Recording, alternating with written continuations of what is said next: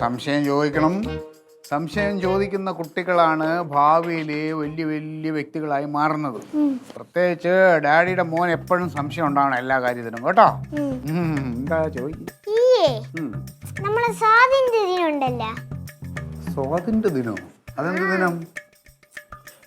സ്വാതന്ത്ര്യ ദിനം. സ്വാതന്ത്ര്യ ദിനം. ആ സ്വാതന്ത്ര്യ ദിനം അത് ഓഗസ്റ്റ് 15-നല്ലേ? ആഗസ്റ്റ് 15 ഏത് വർഷമാണ്? പോരട്ടെ, തലേന്ന് പറഞ്ഞു പോരട്ടെ. 1947. കലക്കിയത് തന്നെ 1947. അപ്പൊ ആ സംശയം കഴിഞ്ഞല്ലോ. ഇതല്ലായിരുന്നു ആ സംശയം? വേറെന്തോ റിപ്പബ്ലിക് ഡേ എന്തോ ഉണ്ടല്ലോ. അല്ലടാ, റിപ്പബ്ലിക് ഡേ. റിപ്പബ്ലിക് ഡേ ഉണ്ടല്ലോ, അതെന്നാ? അത് പിന്നെ ജനുവരി 26. അതല്ല ഡാഡി, വർഷം.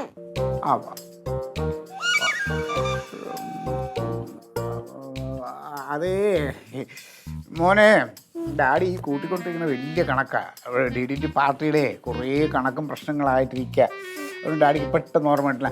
മക്കളെ അപ്പുറത്ത് ചെന്നിട്ടേ അവിടെ നല്ല ചേച്ചിയോ ചേച്ചിയൊക്കെ ഉണ്ടല്ലോ, അവരോട് ചോദിച്ചാൽ അവർ പറഞ്ഞു തരും. അങ്ങോട്ട് ചെല്ലും. എന്താ അവനോട് പറഞ്ഞത്?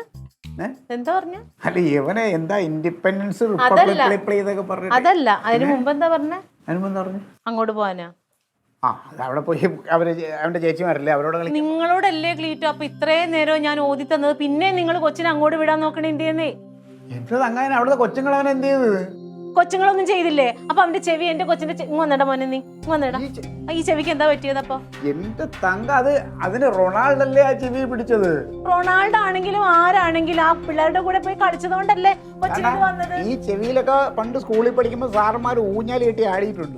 അത് നിങ്ങളുടെ രാക്ഷസ ചെവിയില്. എന്റെ കൊച്ചു അങ്ങനെയല്ല. ഇത് നോക്കിയേ, അതിന്റെ കാത് കാണിച്ചു. ചെവി അവിടെ നിന്ന് മുറിഞ്ഞും പറഞ്ഞൊന്നും പോയില്ലല്ലോ, അവിടെ ഇരിക്കില്ലേ. അത് ചെറിയ, അതൊന്നും വലിയ കാര്യമൊന്നുമല്ല. നിങ്ങൾക്ക് വലിയ കാര്യമായിരിക്കൂല, എനിക്കത് വലിയ കാര്യമാണ്. അവൻ ഇനി അങ്ങോട്ട് പോണില്ല, പ്രത്യേകിച്ച് ആ പിള്ളേരുടെ കൂടെ പോയിരുന്ന് കളിക്കണമില്ല. തങ്കം, ഇത് കുറച്ച് അധികുന്തമാണ്. അതെ, അധികുന്തം. ആവശ്യമില്ലാത്ത വിഷങ്ങൾ കുഞ്ഞുങ്ങളുടെ മനസ്സിൽ കയറ്റി വെക്കല്ലേ.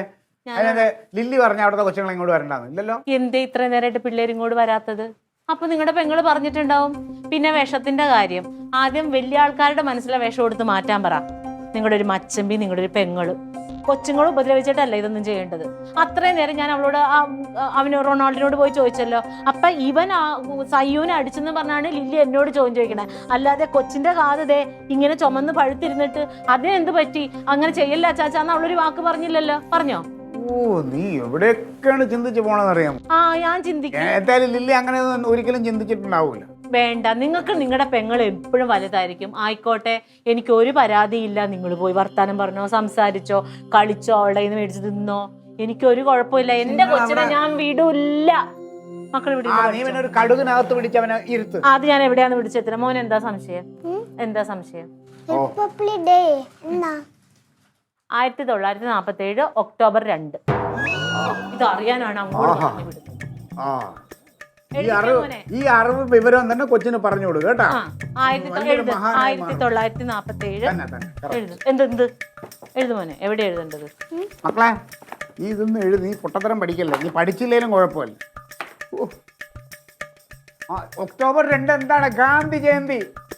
അയ്യോ, ഞാനൊക്കെ പഠിച്ചേക്കണത് ഒക്ടോബർ 2 റിപ്പബ്ലിക് ഡേ ആണ്. ഏത് സ്കൂളിലാണ് പഠിച്ചത്? ഏത് സ്കൂളിലാണെങ്കിലും നിങ്ങൾ പഠിച്ച സ്കൂളിൽ തന്നെയാ. നിന്നെ പഠിപ്പിച്ച സാറുമാർ ഇപ്പോഴും ജീവിച്ചിരിപ്പുണ്ട്. അറിഞ്ഞാണ്ടല്ലോ നിന്നെ വന്ന് കാലവാരത്തേക്ക് അതെ, സ്കൂളിൽ വിടാൻ നേരത്ത് കണ്ട പാടത്തും പറമ്പിൽ കൂടി ഒക്ടോബർ 2 ഗാന്ധി ജയന്തി. അല്ല, എനിക്ക് ഉറപ്പുള്ള കാര്യ. മോൻ ധൈര്യമായിട്ട് എഴുതിക്കോ. എന്താ കർത്താവേ, എവള് പ്രസവിച്ച പോലെയാണ് അവള് പറയണത്. അതെ എടി, നിന്റെ കൊച്ചിനെ പ്രസവിച്ചാലേ ഗാന്ധിജി എന്ന മഹാൻ ജനിച്ച ദിവസമാണ് ഒക്ടോബർ 2. അതാണ്. അത് വേറെ ഏതോ ഡേറ്റ് ആണ്. ക്ലീറ്റോ ആരോടും പോയി ചോദിച്ചോ, എന്നോട് തർക്കിക്കാൻ നിൽക്കാതെ. ഇതിനെ ഇങ്ങനെ പോണെങ്കിൽ ഇതിനെ പഠിപ്പിച്ചൊരു വഴിയാക്കും ഇവള്.